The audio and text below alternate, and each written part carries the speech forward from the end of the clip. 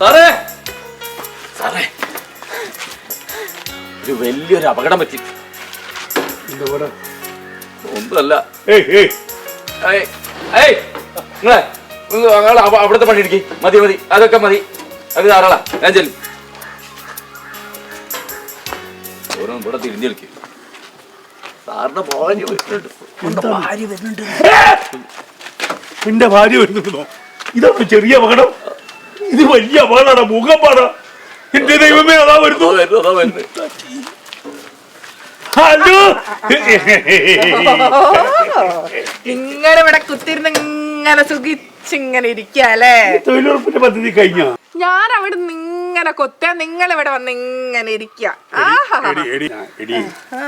ഇവിടെ start, cut, action, എന്തൊക്കെ പണിയാ ഞാൻ എടുക്കുന്നത്. ഇത്രയും പണി ഞാൻ എടുക്കണ്ടേ? അതിന്റെ ഇടയില് നിന്നെ കൊണ്ട് കഷ്ടപ്പെടുത്തണ്ടെന്ന് വിചാരിച്ചിട്ട്. അപ്പൊ ഈ കൊത്തുന്നത് കഷ്ടപ്പാടല്ല. ഞാൻ ആ പൊട്ടാപ്പൊരു വെയിലത്ത് നിന്ന് ഇങ്ങനെ കൊത്താ, നിങ്ങൾ ഇവിടെ വന്ന് കൂളറൊക്കെ ഇട്ട് ഇങ്ങനെ ഇരിക്കുക. ഇതിങ്ങനെ ഇരിക്കല്ല, കൊത്ത് ചെറുത് ഇങ്ങനെ ഇങ്ങനെ ഇങ്ങനെ വലിച്ച് വൈകുന്നേരം വരെ വലിച്ചാ പോരെ? നല്ല സുഖം ഇങ്ങനെ വലിക്കല്ലേ? ഞാനോ? നിങ്ങളൊരൊറ്റൊരുത്തനാ സാർ ഇങ്ങനെ കളി ഇതാക്കുന്നത്. ഹെൽപ്പ് ചെയ്യുന്നല്ലേ നീ? വെറുതെ കയറി അവനെ ഞാൻ പറഞ്ഞ കേട്ടു. ഇപ്പൊ ഞാൻ അവിടെ വന്നിട്ട് കിളച്ചാലും കിളച്ചില്ലെങ്കിലും കിട്ടാനുള്ള നമുക്ക് കിട്ടൂലേ? കിട്ടും, വായൂന്ന് കിട്ടും. ആരാന്നപ്പ നിന്റെ വിചാരം? ഞാൻ ഇവിടുത്തെ ഡയറക്ടറാ, അറിയപ്പെടുന്ന ഡയറക്ടർ. ഞാൻ ആ ഡയറക്ടറുടെ ഭാര്യയും. എടി, നീ ഡയറക്ടറുടെ ഭാര്യയായിട്ട് വന്ന് ഡയറക്ടറുടെ ഭാര്യമാരൊക്കെ വന്ന് സെറ്റിൽ ഇരിക്കാറുണ്ടോ? ഞാൻ വന്നിരിക്കും. വല്ലപ്പോഴൊന്നും വന്നു പോകും, അതിന് പ്രശ്നമില്ല. എടി, നിന്നെ കണ്ടാൽ തന്നെ ഇവിടുത്തെ കട പൂട്ടും. നിന്നെ കണ്ടാൽ ഇവിടുത്തെ മെസ്സ് പൂട്ടിയിട്ട് അവൻ പോകും. കാരണം ഇപ്പൊ ഞാൻ തന്നെ എനിക്ക് തന്നെ തരുമ്പോ അവന്റെ വല്ലാത്തൊരു നോട്ടാ. വേണം നക്കിയിട്ട് തിന്ന് പോടാ, നക്കിപ്പോടാ, നക്കിയിട്ട് വേണം പോടാ എന്നുള്ള രീതിയിലാ. നിനക്കത് സഹിക്കാൻ പറ്റുമോ? ഞാൻ സഹിച്ചു നിന്നോളാം. നീ സഹിച്ചു നിൽക്കുവോ? അപ്പൊ ഞാൻ നാളെ മുതൽക്ക് ഇവിടെ ഞാൻ എന്റെ പഴയ പണിയിലേക്ക് പോണ്ടി വരും. ഈ മറ്റേ എന്താണ് ചുമടെടുപ്പ്. നീ വല്ലപ്പോഴൊക്കെ വാ. അതൊന്നും പറ്റൂല. നന്നാവാൻ സമ്മതിക്കൂല എന്ന് പറഞ്ഞാ നിങ്ങൾ എവിടെയുണ്ടോ അവിടെ ഒരു കഴിവുള്ള സംവിധായകനാണ് സാറ്. ഇയാള് നല്ല കഴിവാ. എന്തേ നിനക്ക് എന്നെ പിടിച്ചില്ലേ?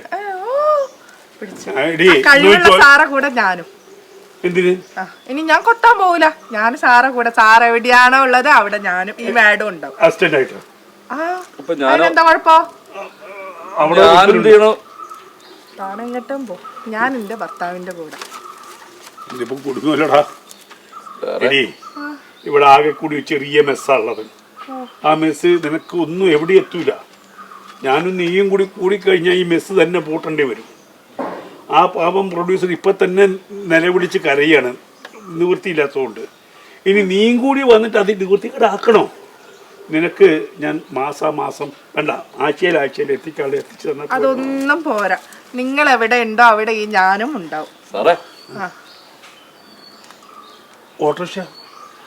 ഓട്ടോറിക്ഷക്ക് പൈസ ഒന്നും കൊടുത്തില്ല, താങ്കൾ പോയി കൊടുക്കണം.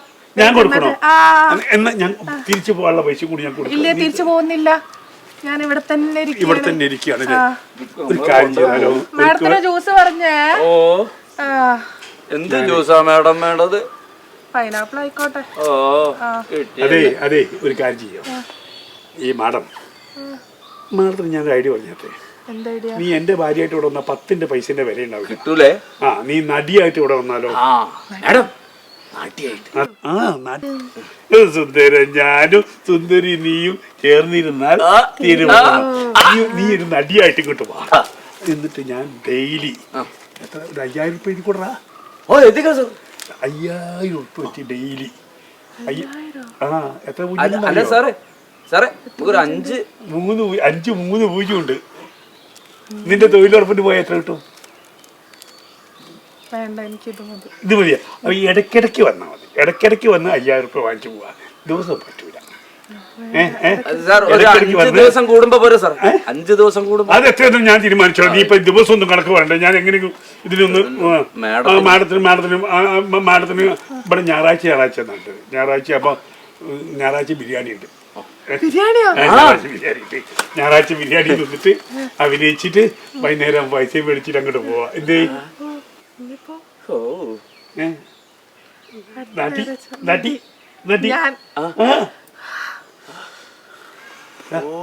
കെട്ടിയെടുക്ക്.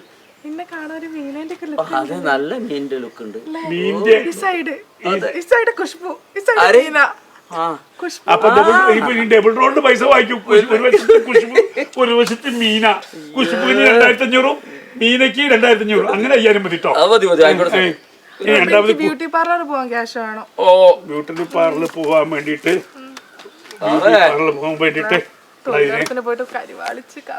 സാറേ ഓട്ടോറിക്ഷക്കാരൻ സാറേ അയാളോട് അവിടെ നിക്കാൻ പറയും. ഞാൻ ഇപ്പൊ വരാം. എന്റെ അടുത്ത് ഇത്രയേ ഉള്ളൂ. ഈ ബാക്കി തൊഴിലുറപ്പ് നീ എടുക്ക്. തൽക്കാലം എന്റെ അടുത്ത് ഇതേ ഉള്ളൂ. ഇതുകൊണ്ടൊന്ന് ക്ഷമിക്ക്. ആ പ്രൊഡ്യൂസർ ചോദിച്ചിട്ട് കിട്ടുന്നില്ല. നീ തൽക്കാലം 500 500 ബാക്കി അടുത്ത ഞായറാഴ്ച.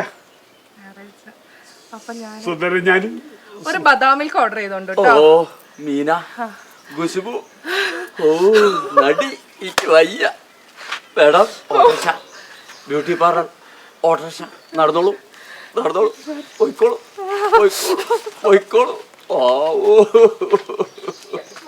ദൈവമേ എന്താ സാറേ ഞായറാഴ്ച കുരിശ്. ഈ കുരിശിന് ഞാൻ ഇനി എന്ത് ചെയ്യും? എന്ത് ചെയ്യാനാ? ഇതെങ്ങനെ കണ്ടുപിടിച്ച്? അറിയില്ല സാറേ.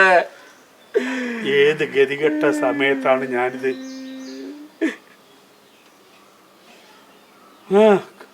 പുരികത്ത് കൊള്ളട്ടത്ത് കണ്ണ് തന്നെ കൊണ്ടുവന്ന് കരുതിയാൽ മതി.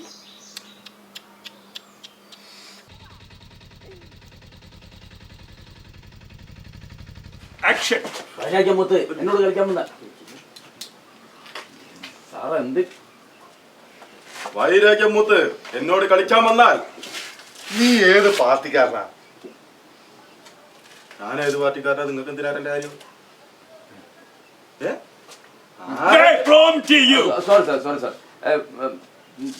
ഏത് പാർട്ടിക്കാരനായാലും എനിക്കെന്താ? നീ ഏത് പാർട്ടിക്കാരനായാലും എനിക്കെന്താ?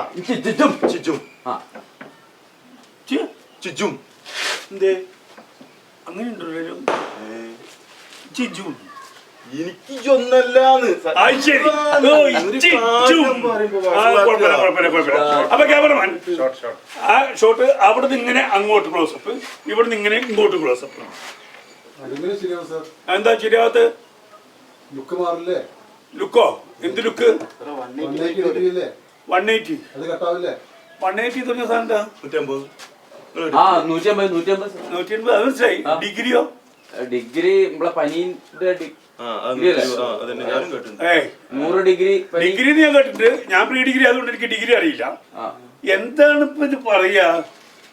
ഇതിപ്പോ കാണുന്നവർക്ക് പ്രശ്നമല്ല, എടുക്കുന്നവർക്കാ പ്രശ്നം. ആട്ട് ഞാൻ കണ്ടിപ്പോ ഇന്നാളിപ്പോ ഡിഗ്രി ഒന്നും നോക്കണം. നമ്മൾ സിനിമ കാണുമ്പോ ഡിഗ്രി നോക്കലുണ്ടോ? ഇല്ല. പിന്നെന്താ പ്രശ്നം? ഒന്നും കൂടെ വന്നേ, ഇതൊന്ന് പറ. അങ്ങനെ ക്യാമറയുടെ ഇടതുവശത്ത്, വലതുവശത്ത്. ആ ക്യാമറയുടെ വലതുവശത്താവൂലേ? അങ്ങനെ കുഴപ്പമുണ്ട്. ഈ ക്യാമറ, ഇവിടുത്തെ ക്യാമറ ഇങ്ങനെ വെച്ച് അവിടുത്തെ ക്യാമറ അങ്ങോട്ട് വെച്ചാൽ ഉൾട്ടാ പുൾട്ടേ ആവും ഇല്ലേ? എടുത്ത് വലത്താക്കും, വലുത് എടുത്താവും. കട്ടായി. ഇത് മാത്രം എനിക്കറിയാത്ത. ഓ അത് ഞാനിട്ടു. അല്ല വൈകുന്നേരം കാണണമെന്ന് പറഞ്ഞു. കോയിന്റെ മോനെ, അനക്ക് അറിയൊക്കെ പിന്നെ നീ ഇവിടെ ബന്ധു കൊണ്ട് കുത്തി വെച്ചായിരുന്നോ? നിനക്ക് പറഞ്ഞുകൂടെ? ആ മനസ്സിലായി. നീ അവിടെ കൊണ്ടുവെക്ക്. അത് പൂവൻ കോയിന്റെ. ഓ ഇനി പൂവൻ കോയിന്റെ ഓർഡറാ. നേരെ വെക്കണോ? അവന്റെ മുതക്കല്ല, ഇവിടെ. അപ്പൊ അദ്ദേഹം ഈ ക്യാമറയുടെ റൈറ്റിലാണ്, ആ ക്യാമറയുടെ റൈറ്റിലാണ്. ഈ ക്യാമറയുടെ ലെഫ്റ്റിലാണ്, ആ ക്യാമറയുടെ ലെഫ്റ്റാണ്. പ്രശ്നം തീർന്നില്ലേ? അതെ, ഇതൊക്കെ പിന്നെ വെക്കട്ടോ.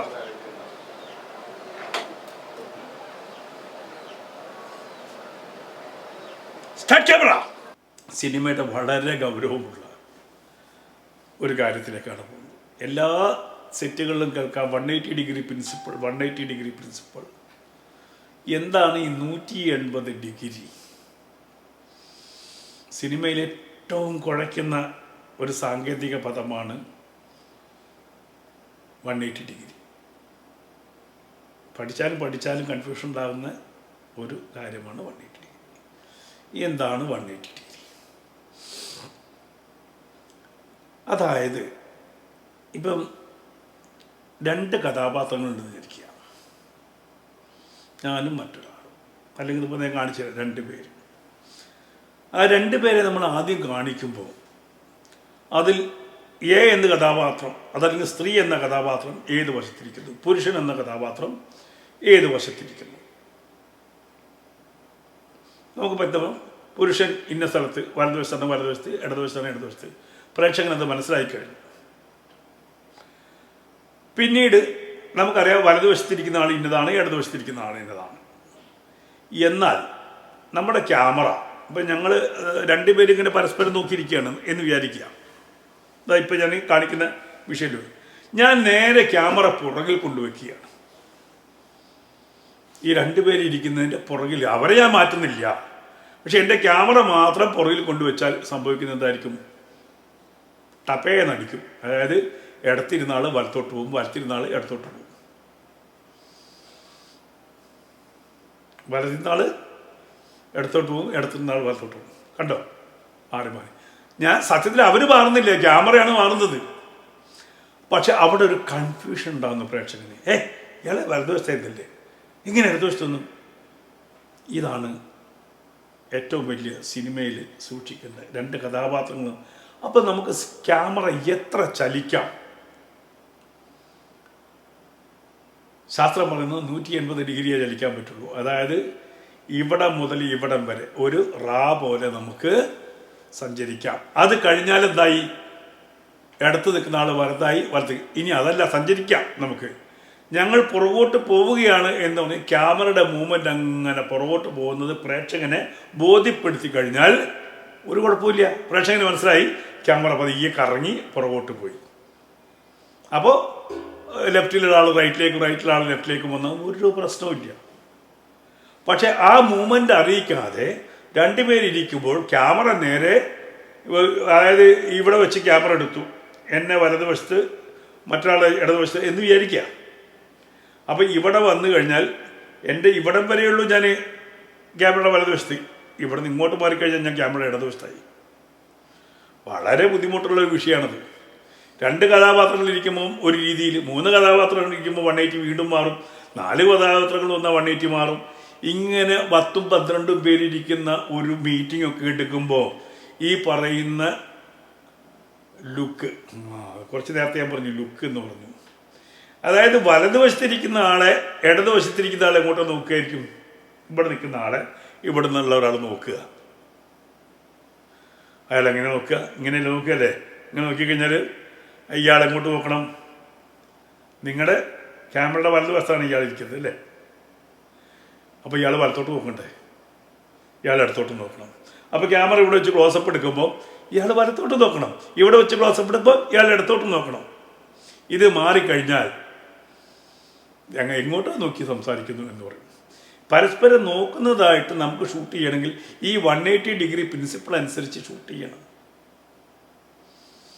ഈ 180 ഡിഗ്രി ബ്രേക്ക് ചെയ്താൽ പരസ്പര ബന്ധമില്ലാത്ത ആളുകൾ സംസാരിക്കുന്നത് പോലെ തോന്നും. ഞാനിപ്പോൾ ഉദാഹരണം കാണിക്കുന്നു. എനിക്കറിയാം, പക്ഷെ ഞാൻ പറയുന്നൊന്ന് കേൾക്ക്. എനിക്കറിയാം, പക്ഷെ എനിക്ക് നിന്നോടുള്ള ഇഷ്ടം കൊണ്ട് പറയുക. എനിക്കറിയാം, പക്ഷെ എനിക്ക് നിന്നോടുള്ള ഇഷ്ടം കൊണ്ട് പറയുക. ഇതൊക്കെ സഹിക്കാൻ പറ്റുന്നേ ഉള്ളൂ, സഹിച്ചേ പറ്റൂ. നീ വേറെ ഒന്നും കരുതണ്ട. ഇതൊക്കെ സഹിക്കാൻ പറ്റുന്നതേ ഉള്ളൂ, സഹിച്ചേ പറ്റൂ. എത്രയെന്ന് വെച്ചിട്ട് സഹിക്കുക? എനിക്ക് നിന്നോടുള്ള ഇഷ്ടം കൊണ്ട് പറയുക. നീ വേറെ ഒന്നും കരുതണ്ട. എനിക്കറിയാം, പക്ഷെ നീ ഇങ്ങനെയൊക്കെ പറഞ്ഞാൽ മതിയോ? ശ്രമിച്ചു നോക്കാം. ഇന്ന് സിനിമയിൽ എന്നെ ഏറ്റവും കൂടുതൽ അലോസരപ്പെടുത്തുന്ന കാര്യങ്ങൾ ഇതാണ്. ഇന്ന് സഹായിക്കറിയില്ല, എഡിറ്റർക്ക് പോലും അറിയില്ല. കാരണം എഡിറ്റർക്ക് അറിയാമോ, പണ്ടൊക്കെ ഒരു ലെഫ്റ്റ് റൈറ്റ് മാറിപ്പോയാൽ, ഒരു ലുക്ക് മാറിപ്പോയാൽ എന്തു ചെയ്യും? ഇതിനെ ഫ്ലിപ്പ് ചെയ്യും. ഈ നെഗറ്റീവിനെ ഫ്ലിപ്പ് ചെയ്യും. ഇപ്പം ഞാൻ വലത്തോട്ട് നോക്കിയാൽ ഫ്ലിപ്പ് ചെയ്ത് എന്താവും? അത് ഇങ്ങോട്ട് തിരിയുമല്ലോ. നിങ്ങളൊരു ചിത്രം എടുത്തിട്ട് ഒരാളുടെ അടുത്ത് തിരിച്ച്, ഇപ്പോൾ ട്രാൻസ്പെറൻ്റ് ആണെങ്കിൽ തിരിച്ച് നോക്കിക്കഴിഞ്ഞാൽ ഇടത്തുള്ള വലത്തോട്ട് നോട്ടാക്കാൻ പറ്റുമല്ലോ. ഒരു ചിത്രത്തിനെ വലത്തോട്ട് നോക്കാനോ ഇടത്തോട്ട് നോക്കാനോ അത് പ്രിൻ്റ് ചെയ്യുമ്പോൾ പറ്റും. നെഗറ്റീവ് തിരിച്ചു വെച്ചാൽ മതി. അതേപോലെ പണ്ട് ഒരു ലുക്ക് തെറ്റിപ്പോയാൽ ആ നെഗറ്റീവിൻ്റെ ഇൻ്റർമീഡിയറ്റ് എന്ന് പറയും, അത് തലതിരിച്ചെടുക്കും, അങ്ങനെ കറക്റ്റ് ചെയ്യും. കമ്പ്യൂട്ടറിൽ ഈസിയാണ് തലതിരിച്ച. ഒറ്റാകെ പ്രശ്നമുള്ളൂ, ഈ പോക്കറ്റ് ഇങ്ങോട്ട് വരും, നമ്മൾ സെൽഫി എടുക്കുന്നത് പോലെയാവും, ഒന്ന് തലതിരിക്കും. എന്നാൽ പോലും ഈ ലുക്കിനെ സംബന്ധിച്ചോ അത് ആരും ശ്രദ്ധിക്കില്ല, അങ്ങനെ ചെയ്യാം. പക്ഷെ അതുപോലും ചെയ്യാൻ അറിയാത്ത എഡിറ്റേഴ്സാണെന്ന് 90%. ഒരു ലുക്ക് തെറ്റിപ്പോയാൽ കറക്റ്റ്. ഞാൻ അടുത്ത കാലത്ത് ചില മഹാനടന്മാർ അഭിനയിച്ച വലിയ സംവിധായകരുടെ സിനിമയിൽ എന്നെ വല്ലാതെ അലോസരപ്പെടുത്തി ഈ ലെഫ്റ്റ് റൈറ്റ് അടി. ഞാൻ സംഭവിക്കും, വല്ലപ്പോഴൊക്കെ സംഭവിക്കും. ഇതങ്ങനെയല്ല. ഒരു സീനിൽ ഒരു വലിയ നടൻ നായികയും നായകനും തമ്മിൽ സംസാരിക്കുന്ന സീൻ മുഴുവൻ ഉൾട്ടാപ്പുൾട്ടയായി. അപ്പോൾ സിനിമ അറിയുന്ന ഞങ്ങളെപ്പോലുള്ള ആൾക്കാർക്ക് അത് കണ്ടാൽ വല്ലാതെ വിഷമാവും. അടിച്ചല്ലോ, 180 അടിച്ചല്ലോ, നമ്മൾ ആ ശ്രദ്ധ മുഴുവനും പോയി. ഇപ്പം ഒരു ഉദാഹരണം, ഇപ്പം എല്ലാവരും ചോദിക്കില്ല, അപ്പം എല്ലാവരും അറിഞ്ഞിട്ടാണോ? അറിഞ്ഞില്ലെങ്കിൽ സാധാരണ പ്രേക്ഷകനും അവിടെ എന്തൊരു ഫീൽ ഉണ്ടാവും, ഒരു കല്ലുകടി ഉണ്ടാവും. ആ കല്ലുകടി ആ സീനിനെ കൊല്ലും. ഒരു കല്ലുകടി ഒരു സീനെ കൊല്ലും. ഇവരെ വെങ്ങോട്ട് നോക്കിയാൽ വർത്താനം പറഞ്ഞു. ആ പരസ്പരം വളരെ ഫീലോടുകൂടി പറയേണ്ട ഡയലോഗ് ചിലപ്പോൾ എങ്ങോട്ടോ നോക്കി പറയുന്നത്, ഒരാൾ വലത്തോട്ട് നോക്കും, മറ്റൊരാൾ വലത്തോട്ട് നോക്കും. ആരെയാണ് അവർ നോക്കുന്നത് എന്ന് പ്രേക്ഷകന് ഒരു ഫീല് കിട്ടില്ല. അപ്പോൾ അതുകൊണ്ടാണ് അങ്ങനെ പറയുന്നത്. ഇത് കൃത്യമായിട്ട് തന്നെ എടുക്കണമെന്ന് പറയുന്നത്. അതറിയില്ലെങ്കിൽ പിന്നെ എന്ത് ചെയ്യാൻ പറ്റും?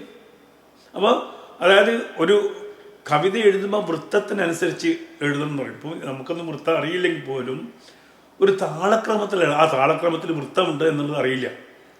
അപ്പോൾ ഈ വൃത്തവും സാഹിത്യവും ഒന്നും അറിയാത്ത ഒരാൾ കേട്ടാൽ, ഒരു പാട്ട് കേട്ടാൽ അയാൾക്കതിൽ വലിയ കാര്യം തോന്നില്ല. എന്നാൽ സംഗീതം അറിയുന്ന ആൾക്ക് താളം തെറ്റിയാൽ അറിയും, ശ്രുതി മാറിയാൽ അറിയും, ഇല്ലേ? എനിക്ക് ശ്രുതി മാറിയാലൊന്നും അത്ര പെട്ടെന്ന് അറിയില്ല. പക്ഷേ സംഗീതജ്ഞനെ സംബന്ധിച്ചോളം ഒരു പാട്ട് കേൾക്കുമ്പോൾ അതിലെ പാടുന്ന ആളുടെ ശ്രുതി തെറ്റിയ അയ്യേ എന്താ ഈ കുട്ടി കാണിച്ചത് എന്ന് അറിയാതെ വരും. സിനിമ പഠിച്ച ഞങ്ങൾക്കും അതുപോലെ തന്നെയാണ്. ഈ പറയുന്ന 180 ബ്രേക്ക് ചെയ്ത അയ്യേ എന്ന് മനസ്സിൽ വരും. അങ്ങനെ ഇപ്പോൾ അപ്പോൾ പലരോടും ഇത് പറഞ്ഞ പുതിയ കുട്ടികളോടും എന്താ സാറേ ഈ പറയുന്നത്, എന്ത് കണ്ടിന്യൂറ്റി, എന്ത് ലുക്ക്, എവിടെ നോക്കിയാൽ എന്താ എന്ന് ചോദിക്കുന്ന ആൾക്കാരാണ്. മലയാള സിനിമയുടെ പാട്ട് പോലെ ഇത് പാട്ട് ഇങ്ങോട്ടാ, ഓ എന്ത് പാട്ട്, എന്ത് സാഹിത്യം, പറച്ചിലും പാട്ടൊക്കെ ഒരുപോലെയായി. പഴയ പാട്ടുകൾ കേട്ടാൽ നമുക്കെന്താ, അലിയാമ്പലിന് കേട്ടാൽ നമുക്കറിയാം പാട്ടിൻ്റെതാണ്, സാഹിത്യമുണ്ട്. ഒരു വട്ടം കോടിയൻ ഓർമ്മകൾ മേയുന്ന തിരുമുറ്റത്തെത്തുവാൻ നമ്മൾ ഒറ്റയടിക്ക് നമ്മൾ സ്കൂളിലേക്കൊക്കെ പോകും ആ പാട്ട് കേൾക്കുമ്പോൾ. നമ്മുടെ ജീവിതഗന്ധിയായിട്ടുള്ള പാട്ടുകൾ കേട്ട് വന്ന് നമുക്ക് ഇപ്പം ഈ ചറപറ ചറപറ ചറപറ ചറപറ ചറപറ ചറപറ എന്ന് കേൾക്കുമ്പോൾ ഒരു വിഷമം ഉണ്ടാവും. പറഞ്ഞു പോകും ഞങ്ങൾ, ഇത് പാട്ടല്ല, പറച്ചിലുമല്ല. പറച്ചിലാണെങ്കിൽ പിന്നെ സാരല്ലേ. അപ്പം നമ്മളൊക്കെ പാട്ട് എഴുതുമ്പോൾ, പണ്ട് പാട്ട് എഴുതുമ്പോൾ എങ്ങനെയാണ്, ഈ ഒരു പല്ലവി, ചരണം, അനുപല്ലവി എന്നൊക്കെ ക്രമത്തിലാണ് എഴുതുക. അപ്പോൾ നമ്മൾ മ്യൂസിക് ചെയ്തിട്ട് പാട്ട് മ്യൂസിക് ചെയ്ത് കഴിഞ്ഞാൽ നമുക്ക് കിട്ടുന്ന തനനാന തനനന തന്നീന തനനന്ന, ഇതാണ് മ്യൂസിക് ഡയറക്ടർ തരിക, ഞാൻ എഴുതുക. തനനീന തനനന്ന തന്നീന തനനന്ന. അപ്പോൾ ONV സാർ എന്നെ കൊണ്ട് അലി കൃത്യമായിട്ട് അക്ഷരം എഴുതും, അലി എഴുതി തന്നെ ഞാൻ തന്നെ എഴുതി കൊടുക്കുക. അപ്പം ഞാനിങ്ങനെ തനനന തനനന്ന തന്നീന തനനന്ന എഴുതി. ONV സാർ തന്നെ നോക്കിയിട്ട് കുഞ്ഞുറങ്ങും കൂട്ടിനുള്ളിൽ കൂട്ടിനു മിന്ന മിന്നീവ മഞ്ഞു പെയ്യും കാറ്റിനുള്ളിൽ ഇത്തിരി ചൂട്ടും കൊണ്ടേതാ. ഇത് മനോഹരമായിട്ടാണ്. അപ്പോൾ ഈ അക്ഷരങ്ങൾക്ക് ഈ പറയുന്ന താളക്രമത്തിന് അനുസരിച്ച് എഴുതുക, സാഹിത്യത്തിൽ എഴുതണം. അപ്പോഴാണ് അത് ഭംഗി കൂടുക. താനാനാനാനിനാന തന്ന താനാനിനാനാനിനാന ചാപം കുലയ്ക്കുന്നു പിൻ. എന്താണ് വാക്ക് അപ്പം തന്നെ ഒഴുകി വരും. പാപബോധം മൃഗയാവിലോലം. അപ്പം ഈ തനന അത് കൃത്യമായ വൃത്തത്തിൽ സാഹിത്യത്തിൽ നമുക്ക് കിട്ടുമ്പോഴാണ് അത് സംഗീതമായിട്ട് മാറുന്നത്. നീ എവിടെ പോയിന്, ഞാൻ അവിടെ പോയിന്, നീ പോയിട്ടെന്തായി, ഞാൻ പോയിട്ടെന്തായി, അങ്ങനെ പോയിട്ട് ഇങ്ങനെ വന്നിട്ട് എന്തായി പിന്നെ എന്താ ഇനിയിപ്പോൾ പറയാം. നമുക്ക് സ്കെയിലൊക്കെ ജമ്പട ജമ്പട ജമ്പട ജമ്പട ജമ്പ എന്നൊക്കെ പറഞ്ഞ് നമുക്ക് പാട്ടുണ്ടാക്കാം. പക്ഷെ അത് ഉള്ളിൽ തട്ടില്ല, ഉള്ളിൽ നിൽക്കില്ല. അപ്പം അടുത്ത കാലത്ത് ഉള്ളിൽ നിൽക്കുന്ന പാട്ട് ഏത്? മരണമെത്തുന്ന നേരത്തു നീ എന്നരികിൽ, അല്ലേ? അത് നമുക്ക് മനസ്സിൽ നിൽക്കുന്നുണ്ട്. ഇപ്പൊ പെരിയോനേ, അത് മനസ്സിൽ നിൽക്കുന്നുണ്ട്. അപ്പം നല്ല സാഹിത്യവും നല്ല താളക്രമവും ശ്രുതിയും ഒക്കെ ചേരുമ്പോഴാണ്. അപ്പം അത് ആരെങ്കിലും ചെയ്ത് കഴിഞ്ഞാൽ ശ്രുതിഭംഗം ഉണ്ടെങ്കിൽ, താളഭംഗം ഉണ്ടെങ്കിൽ അത് പഠിച്ച ആൾക്ക് അത് ഫീൽ ചെയ്യും. അതുകൊണ്ടാണ് എന്ത് കാര്യമാണെങ്കിലും പഠിച്ച് ചെയ്യണം എന്ന് പറയുന്നത്. നല്ല വെൽഡ് ചെയ്തിട്ടുണ്ടെങ്കിൽ അവിടെ മുഴയും തഴയും ഹോളൊന്നും കാണില്ല. അപ്പം എന്നെ പോലെ തന്നെ ഞാൻ പഠിക്കുന്നത്, ഞാൻ വെൽഡ് ചെയ്താൽ തഴയും മുഴയൊക്കെ ഉണ്ടാവും. അതാണ് വ്യത്യാസം. അപ്പം നമ്മൾ സിനിമയിലേക്ക് ഇറങ്ങുമ്പോൾ ആ സിനിമ പരിപൂർണ രീതിയിൽ എത്താൻ വേണ്ടി എന്തൊക്കെ ചെയ്യാൻ പറ്റും, എന്തൊക്കെ പഠിക്കണം. സിനിമ പഠിച്ചാൽ തീരില്ല. ഞാനൊക്കെ എത്രയോ കാലമായി പഠിക്കുന്നു. 77 ആദ്യമായിട്ട് സിനിമയിൽ ഞാൻ വരുന്നത്.